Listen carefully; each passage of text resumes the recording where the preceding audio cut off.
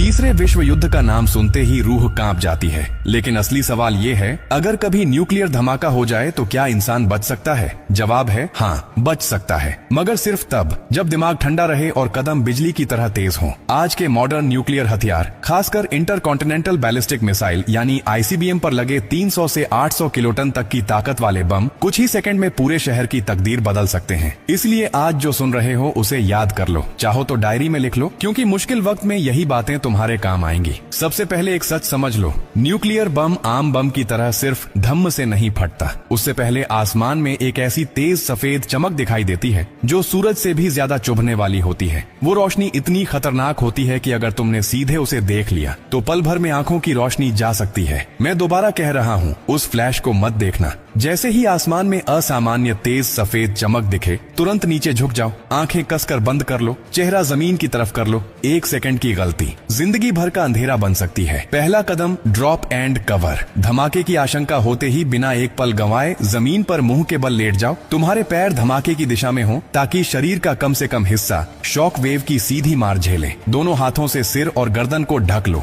मुंह थोड़ा खुला रखो ताकि प्रेशर वेव का असर फेफड़ों और कानों पर कम पड़े। आंखें बिल्कुल मत खोलना। याद रखो, ये कुछ सेकंड तुम्हारी पूरी जिंदगी तय कर सकते हैं। दूसरा खतरा है शॉक वेव और उड़ता हुआ मलबा। अगर तुम ग्राउंड जीरो से 1 मील के अंदर हो तो तबाही लगभग पूरी हो सकती है। 3 मील तक इमारतें गिर सकती हैं, कांच के टुकड़े गोलियों की तरह उड़ेंगे और शरीर को चीर सकते हैं। अगर तुम घर के अंदर हो तो खिड़कियों से तुरंत दूर हट जाओ, किसी मजबूत दीवार के पास बैठो या भारी फर्नीचर के पीछे छिपो। अगर बेसमेंट में पहुंच सकते हो तो तुरंत जाओ, भूमिगत होना बचने की संभावना कई गुना बढ़ा देता है। तीसरा और सबसे चालाक दुश्मन है रेडियो एक्टिव फॉलआउट। धमाके के 10 से 30 मिनट के भीतर आसमान से धूल की तरह जहरीले कण गिरना शुरू हो जाते हैं। ये साधारण मिट्टी जैसे दिखते हैं, लेकिन इनके अंदर छुपा रेडिएशन धीरे धीरे शरीर को अंदर से जला सकता है। इसलिए जितनी जल्दी हो सके किसी मजबूत इमारत के अंदर पहुंचो। सबसे सुरक्षित जगह बेसमेंट, मेट्रो स्टेशन या आधिकारिक फॉलआउट शेल्टर। अगर ये न मिले तो ईंट या कंक्रीट की इमारत के बिल्कुल बीच वाले हिस्से में रहो।